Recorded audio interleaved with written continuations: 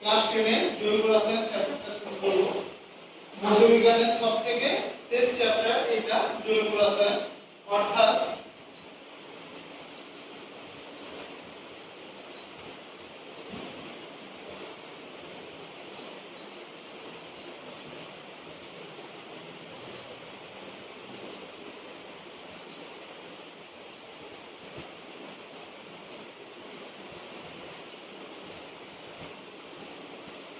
এবারে জৈব রসায়ন জিনিসটা জৈব রসায়নে আমাদের মূলত দুটো যৌগ থাকে, কি একটা জৈব যৌগ আর একটা অজৈব যৌগ। এবারে জৈব যৌগ আর অজৈব যৌগের মধ্যে ডিফারেন্সটা কি? জৈব যৌগ আর অজৈব যৌগ। জৈব যৌগ সাধারণত কি কার্বন নিয়ে তৈরি, আর অজৈব যৌগ কার্বন ছাড়া তৈরি। এবারে জৈব যৌগ সাধারণত কেমন হয়? সমযোজী প্রকৃতির হয়, আর অজৈব যৌগ কেমন প্রকৃতির হয়? সমযোজী, তড়িৎযোজী, এই রকম প্রকৃতির হয়। এইবারে জৈব রসায়নে একটা মূল জিনিস আছে, যে এলিমেন্টটা সেটা হলো কি কার্বন। কারণ কার্বন নিয়েই আমার পুরো জৈব রসায়নটা তৈরি হয়েছে। এই কার্বনের এবারে আমরা ধীরে ধীরে যাচ্ছি ক্যাটিনেশন ধর্ম। সবথেকে আগে জানতে হবে আমাদের কার্বনের ইলেকট্রন বিন্যাস। কার্বন আমাদের পিরিয়ডিক টেবিলে কত নম্বরে? কার্বনের পারমাণবিক ক্রমাঙ্ক 6। এইবারে সেই অনুযায়ী যদি আমরা ইলেকট্রন বিন্যাস করি তাহলে কি হবে? 1s2 2s2 2p2। তাহলে এখানে দেখো কটা ইলেকট্রন আছে? 2 + 2 অর্থাৎ 4টে, আর এখানে কটা আছে? দুটো, অর্থাৎ 2 + 4 অর্থাৎ কটা ইলেকট্রন আছে? টোটাল 6টা ইলেকট্রন আছে। এইবারে কার্বনকে যদি আমি অর্গানিক কেমিস্ট্রিতে মূলত প্লেস করি তাহলে কার্বন নিয়ে আমার সমস্ত যৌগ তৈরি হচ্ছে। এইবারে একটা জিনিস দেখো, কার্বনের ক্যাটিনেশন ধর্ম আসছে। এবার ক্যাটিনেশন ধর্মটা কি না, যে ধর্মের জন্য কার্বন অপর একটি কার্বন পরমাণুর সঙ্গে সমযোজী এক বন্ধন কিংবা দ্বিবন্ধন কিংবা ত্রিবন্ধন করে থাকে, তাহলে তাকে বলবো আমরা কার্বনের ক্যাটিনেশন ধর্ম। তোমাদের উদাহরণ দিলে সবথেকে সুবিধা হবে। যেমন কার্বন, এই যে এগুলোকে বলা হয় কার্বনের হচ্ছে একটা সমযোজী বন্ধন দ্বারা তৈরি। এইবারে কার্বনের সবসময় তোমরা লক্ষ্য করবে যে 4টে হাত, অর্থাৎ কার্বনের আমার এইখানে দেখো বহিস্থ কক্ষে ইলেকট্রনে কটা আছে? ইলেকট্রন আছে কার্বনের 2 + 2 অর্থাৎ 4টে ইলেকট্রন আছে। এইবারে ক্যাটিনেশন ধর্ম অনুযায়ী এই যে কার্বনকে আমরা কয় ভাগে ভাগ করতে পারি? কার্বনের রেখে আমাদের এটা 3 ভাগে ভাগ করতে পারি। কি কি? অ্যালকেন, অ্যালকিন আর অ্যালকাইন। তাহলে কি? প্রথমে হচ্ছে অ্যালকেন, তারপরে হচ্ছে অ্যালকিন, আর হচ্ছে অ্যালকাইন। এবারে একটা জিনিস তোমরা দেখো, অ্যালকেন, অ্যালকেন অর্থাৎ কি? এটা হচ্ছে অসম্পৃক্ত হাইড্রোকার্বন।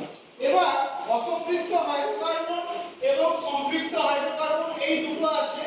একটা জিনিস অ্যালকেন, এই জিনিসটা আমাদের কি হচ্ছে? সম্পৃক্ত হাইড্রোকার্বনের মধ্যে পড়ছে অ্যালকেন। তাহলে অ্যালকেনের কাছে আমরা কি লিখব? অ্যালকেন হলো সম্পৃক্ত হাইড্রোকার্বন, আর অ্যালকিন আর অ্যালকাইন কি হলো? এটা অসম্পৃক্ত হাইড্রোকার্বন।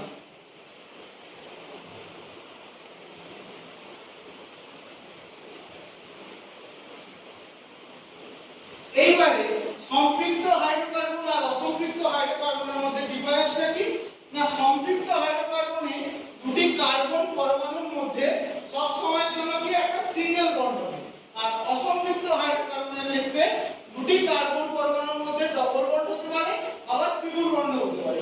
তোমাদের একটা জিনিস, এই অ্যালকেনের সাধারণ অর্থাৎ জেনারেল ফর্মুলাটা কি? CnH2n+2। তাহলে আমাদের অ্যালকেনের জেনারেল ফর্মুলাটা কি হলো? CnH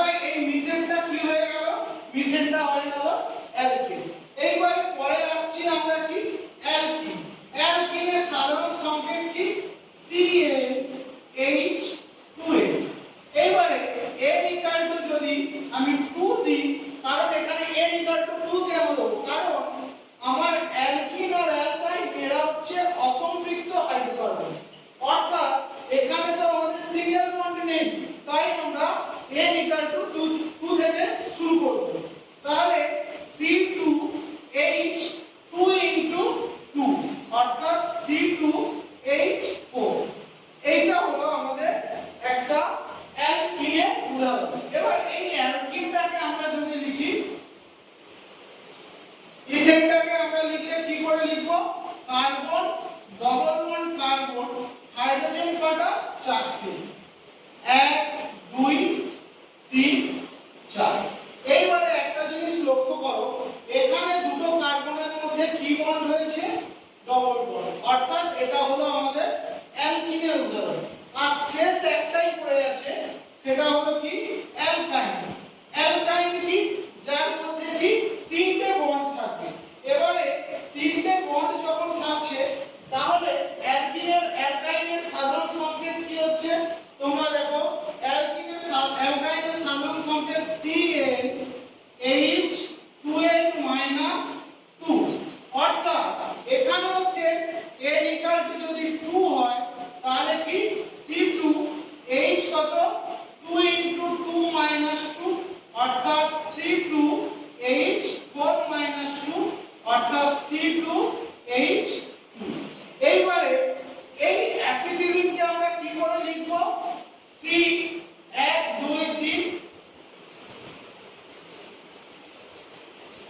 একটা জিনিস এখানে দেখো, দুটো কার্বনের মধ্যে কটা বন্ড আছে? তিনটে বন্ড। এবার এই কার্বন আর হাইড্রোজেনের মধ্যে একটা সিঙ্গেল বন্ড, আর এই কার্বন আর হাইড্রোজেনের মধ্যে একটা সিঙ্গেল বন্ড। এই যে বন্ড অ্যাঙ্গেলটা, এইটা অলওয়েজ কত হবে? 180 ডিগ্রি। তাহলে আমরা কি করলাম? অ্যালকেন, অ্যালকিন আর অ্যালকাইন। অ্যালকেন কি? সম্পৃক্ত হাইড্রোকার্বনের মধ্যে পড়ছে, আর অ্যালকিন আর অ্যালকাইন হচ্ছে অসম্পৃক্ত হাইড্রোকার্বনে পড়ছে। আর জেনারেল ফর্মুলাটা কি? অ্যালকেনের ক্ষেত্রে CnH2n+2, অ্যালকিনের ক্ষেত্রে CnH2n, আর অ্যালকাইনের ক্ষেত্রে CnH2n-2। Thank you.